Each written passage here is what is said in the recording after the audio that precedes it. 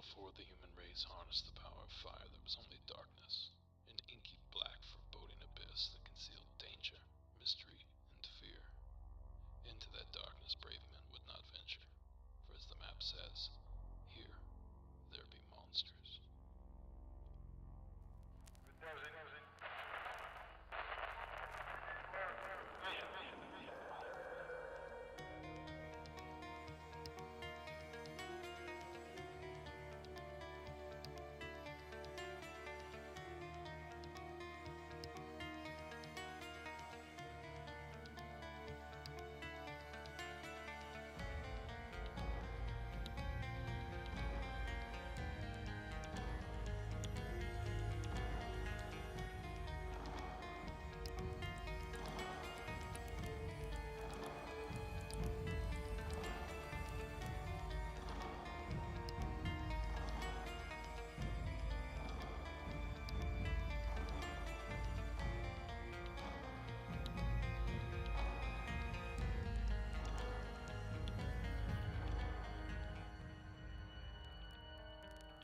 Good evening and welcome to Here There Be Monsters podcast. I am your captain, Derek Hayes. Tonight I have a handful of otherworldly stories to tell you. But first, if you've had an encounter with a ghost, creature, entity, otherworldly being, or any other strange phenomenon, I'd love to hear your story. Submitting an account is fast, easy, and simple. Call the 24-hour hotline at 1-888-608-NIGHT.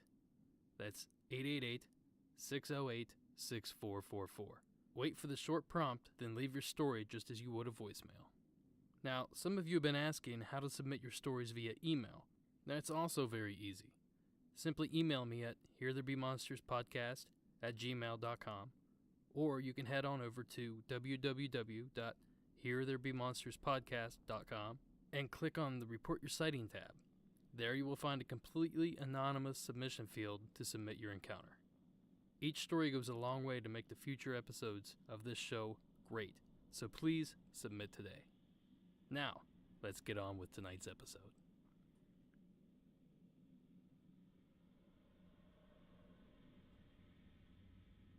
The night sky. An impervious cloak over the horizon. Impenetrable, save for the billions of pinholes punched out by the stars. For centuries our species has fixated on that black void. Mapping, counting, watching, waiting, wandering. Are we alone? Us everyday Joes are not the only ones to ponder and wander. Many stars have had their eyes on the stars as well. Tonight we will hear from 4 famous people ranging from successful athletes to well-known actors. What they all have in common may surprise you.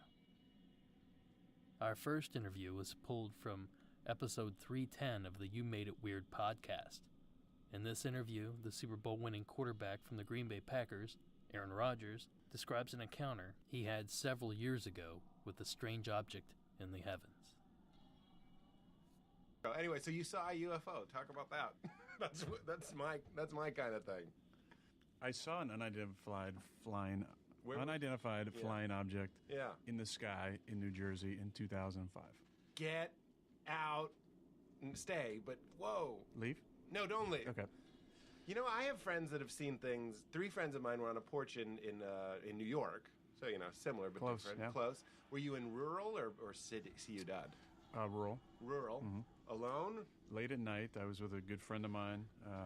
Multiple eyewitnesses saw the same thing. Actually, I checked in with him a couple years ago. I said, remember that one night? And before I even finished, he's like, yeah, I think about that almost every day. Get your fire in the sky? Yeah. Okay, so just give me the backstory. What were you doing? What time was it? Well, I had declared for the draft, so I was out there doing a show called Cold Pizza for ESPN, which turned into First Take. And I had it early in the morning in New York City, and one of my best friends from college, a teammate, his family was from Jersey, so I went over I was going to spend the night with him. He's going to drive me in the morning. So I went to his folks' house and had this great Italian dinner. They're a big Italian family, And so it's, it's 8 courses, and you start at 8 and it ends at midnight. And so we're, we're winding down there, and there was a weird siren in the distance. And wait, you heard it as well? Well, let me get to it. All right, let me get some roundabout way of getting to the story. The backstory is important for any ufologists out there. Ufologists. Yeah, is that what you heard? A siren? No, yeah, I'm just going. I heard a siren. Yeah, right in the distance. So we go outside. It was a snowy night. It was in I think it was in February, and we went outside, and it was one of those kind of bright nights where it's overcast, but there's enough light from the moon kind of reflecting off the clouds, I'm guessing, where you can see things. And the next thing you know, we saw something in the sky. And how big? The only way to kind of make it so people can get a visual of kind of what it looked like was, if you've seen the movie Independence Day, which is a great movie, sure. And they're coming out with another one. Are they? Yeah. According to Goldblum, I just saw him. He's been a personal favorite of mine. Oh, wow. Yeah. So we went outside. We saw.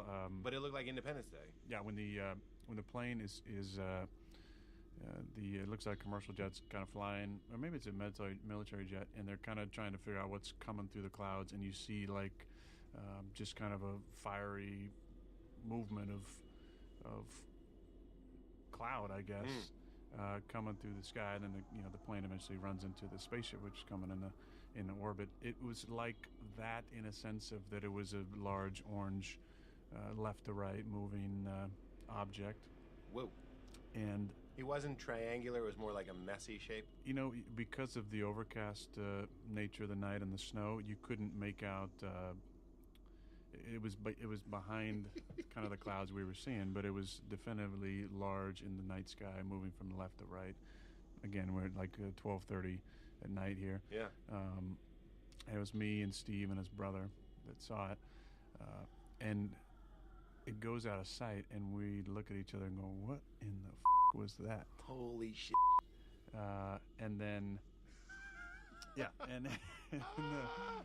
So what did you say? It goes out of sight. Did it kind of vanish, or it just went out of sight, and you could hear it moving, and then when it had been out of sight for a good 30 seconds, I don't want to say 30 seconds, it felt like 5 minutes. Yeah. But at the time we were kind of like in shock.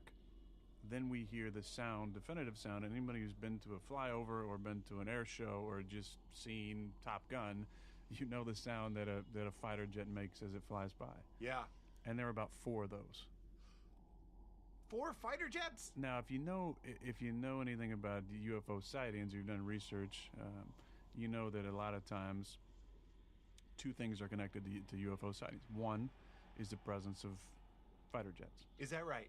Because they're sent out to look at chase them down or to check out what's going on. And 2 is that there's a lot of sightings around nuclear power plants. Oh. So to tie it all together, the alarm we heard was from 30 miles out. There was a nuclear power plant that had an alarm that went off.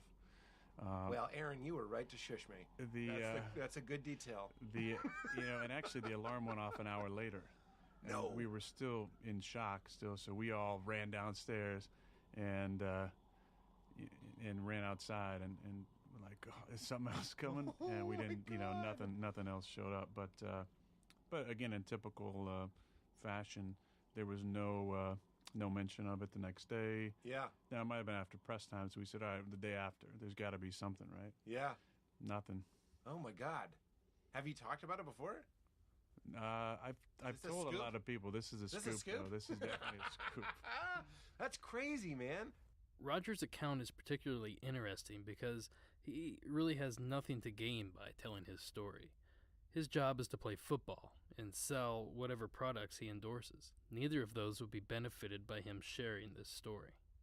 In fact, many could argue that going public with his story could only hurt him further, making him less credible, or at the very least making him look foolish for believing in UFOs altogether. So for that, thank you, Mr. Rogers, for sharing your encounter. Our next tale also comes from a famous athlete, an athlete whom sadly passed away recently. So this particular encounter has been making its rounds in the news circuit. The following story was found in the Stars and Stripes on December 2nd of 1970. The headline reads, UFOs reported by Clay and others. A number of New Yorkers, including boxer Cassius Clay, reported seeing unidentified flying objects early Tuesday. Astronomer Dr. Franklin Branley said the sightings probably were of Venus. Venus is extremely brilliant at this time, said Brindley, chairman of the Hayden Planetarium at the American Museum of Natural History. And invariably, when people see it, they think they see it move, jump around, and carry on in all sorts of erratic behavior. It's probably due to atmospheric distortion. Police headquarters said a patrolman in a squad car reported seeing a UFO over Queens. Clay, and a sports writer covering the boxer as he did his early morning road work in Central Park, cited a bright light larger than a star light due east of Manhattan. Later, Clay, the reporter, and the trainers watched another point of light streaking due north until it was obscured by the trees. LaGuardia Airport Police also received reports of UFOs. Clay said he's often seen UFOs when he does his early morning road work. They're up there all the time and the government is keeping it a secret, he said. I see them when I run in the morning. Now, having been a victim of Venus myself, I'm going to have to agree with Dr. Branley on this one. You see, back in December, I had to make a late night trip to my office in Beverly Hills. As I made my way through the fairly deserted city, I noticed a bright light in the southwestern sky. Now, Los Angeles is no stranger to helicopters. In fact, they are a regular occurrence, and to be honest, most of us tend to ignore the fact that they're even there. So my first thought was that this was simply a police helicopter with a searchlight on. But after driving nearly a mile, the light did not change positions at all. So I quickly ruled out the possibility of it being a helicopter. I should also add that seeing stars of any kind deep within the city is difficult at best, so I was quick to rule that out as well. I stared at the light the entire 20-minute drive to my office. It never wavered and never changed positions. It was only at this point that it dawned on me that Venus was visible this time of year. Sure enough, after a few minutes of Google searching, I solved the mystery. But for a few minutes, I was alarmed at what I was seeing. It was simply too bright and too large to be anything other than a flying object, or so I thought. If you head on over to the show notes for this episode, you can see an example of what I saw that night. Our next encounter comes from a man that not only has vast knowledge of space, but he's also been there. Gordon Cooper was an American astronaut who flew missions for the Mercury program. After his retirement, Cooper became very vocal regarding encounters he'd had while serving. Here's a segment taken from an interview Cooper did for Sirius Disclosure Exclusive. Well, these objects kept coming over flying the same kind of formation that we fly in our fighters. Where were you flying? We were flying in Germany, and we were flying F-86s. And they would come over and do the same maneuvers that we make, except every once in a while one of them would go zip. And you just can't do that in a fighter, a conventional fighter. Was this on radar or was this visual? I was on visual. You could see them from what started was the weatherman was tracking a weather balloon, and he saw these objects with his binoculars. And so that started people getting out and looking at them, and then we decided to put some airplanes up and see what they were. But we couldn't get to them. They were higher and faster. So we couldn't tell whether they were large and a long ways away or whether they were smaller and closer in. It was difficult to gauge exactly what their size was.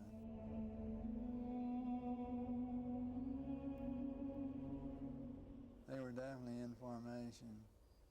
What year was this? In 51, about 1951. Do you think the Russians had that kind of technology back then? No. So, how close would you say you might have gotten to them? I mean, you definitely determined that there were objects I that were don't under know. intelligent control, or was it?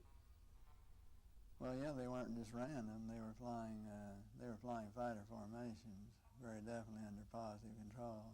They're just typical saucer shape, double lenticular shape, metallic looking.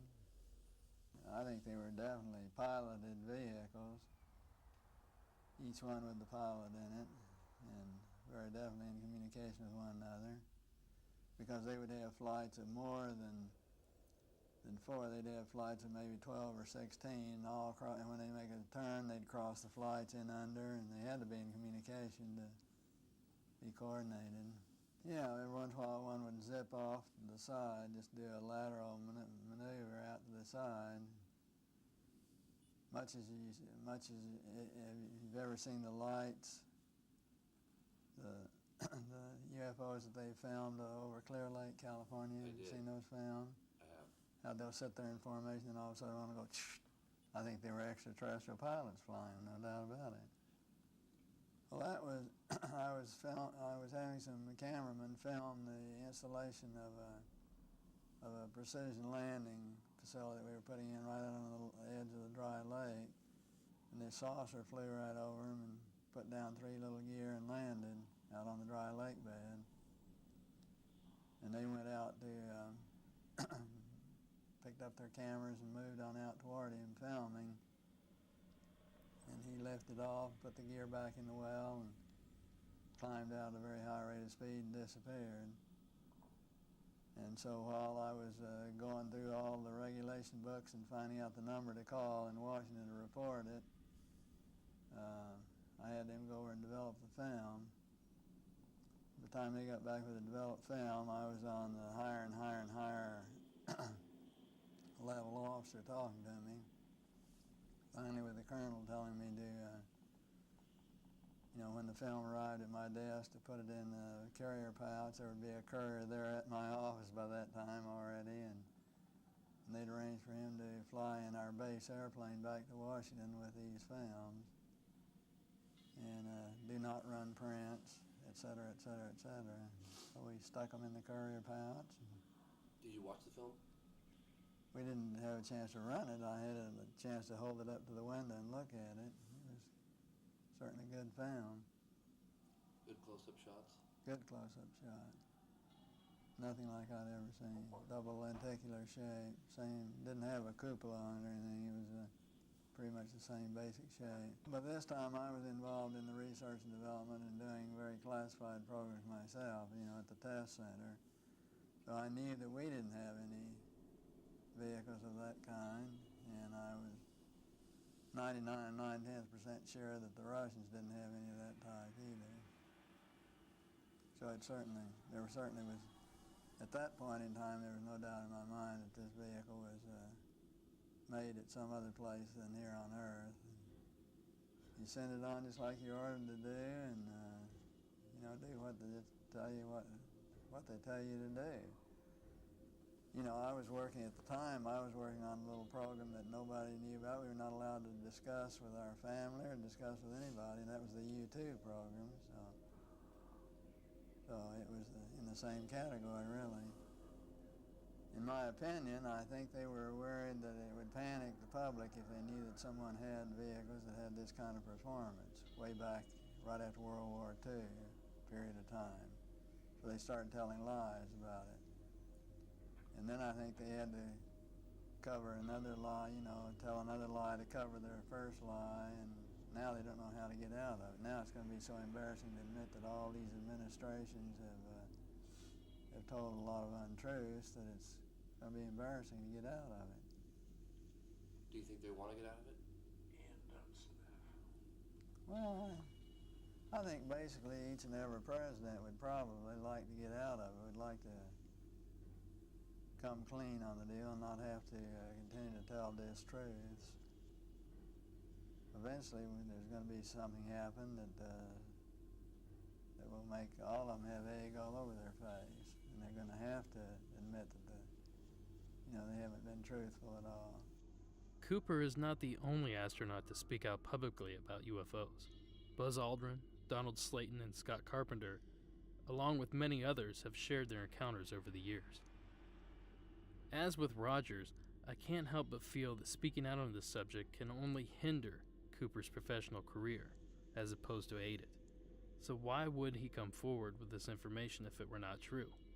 Is it possible that this trained observer simply remembered his encounter incorrectly? I highly doubt that.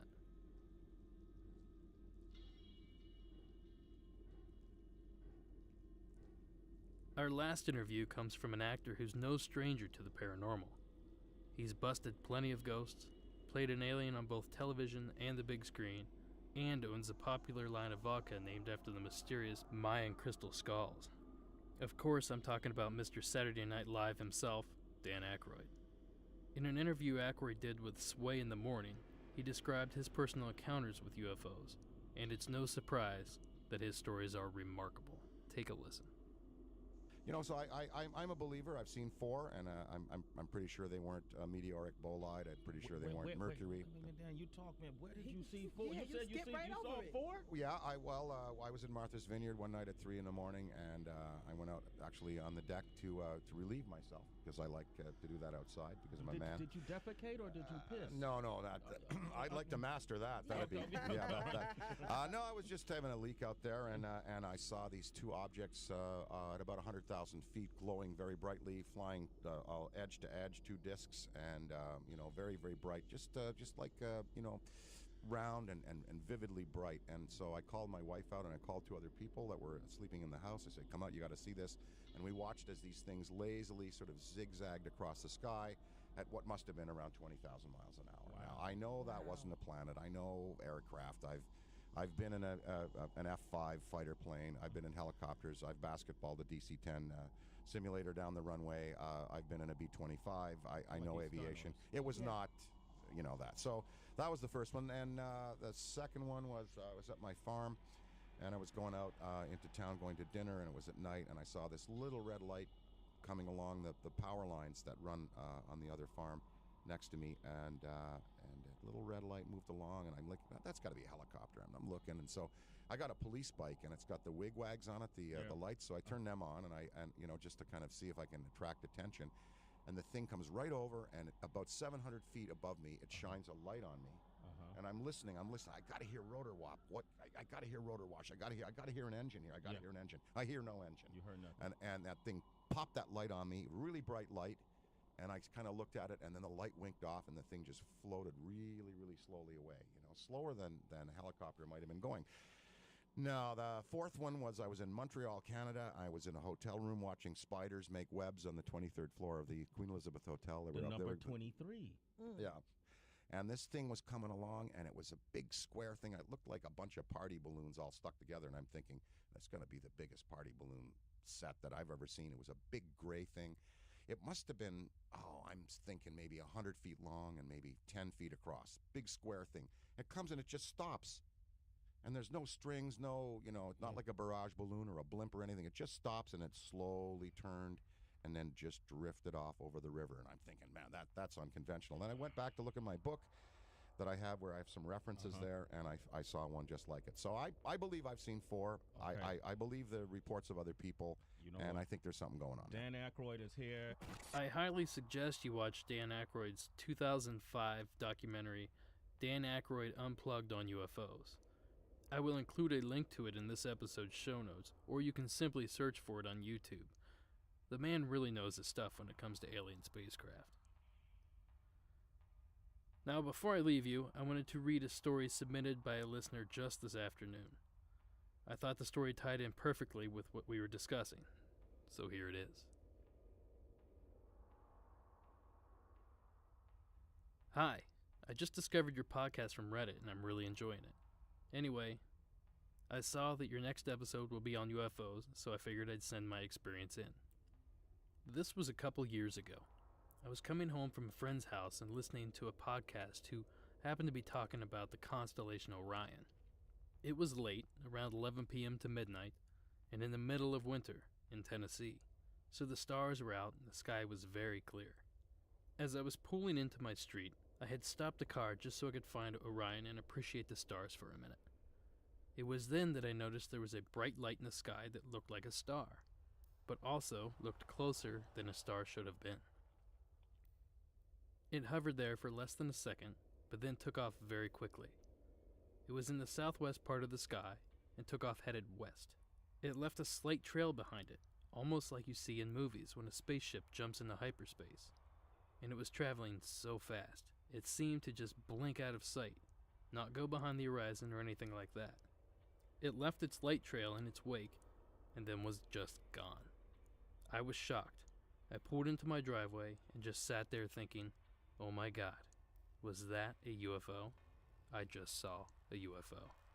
Full disclosure, there's an airport fairly close to my house. We do have planes that fly over every now and then. However, the airport is to the east of us, and I never see a plane take this route in the sky. I've also never seen a plane move like this thing did. And we've lived here almost 9 years now. Anyway, that's my UFO story. Keep up the great work. Thank you for submitting your story, and remember, if you have a tale to tell, please call the hotline at 1-888-608-NIGHT or go to www.heretherebemonsterspodcast.com to submit anonymously like our previous submitter did. While you're on the site, check out the show notes for tonight's show and get caught up on past episodes. Follow the show on Instagram and Facebook, and rate and review the show on iTunes. It only takes a minute or two, and it goes a long way to help the show grow. Head over to cryptopia.us and show the guys over there some love by reading their blog.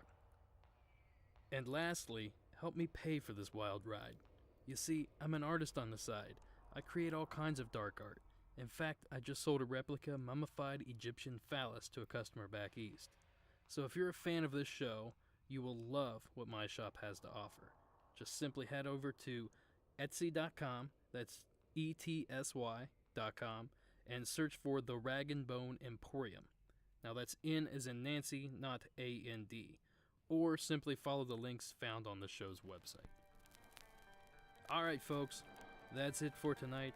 Thank you as always for listening, and until next week.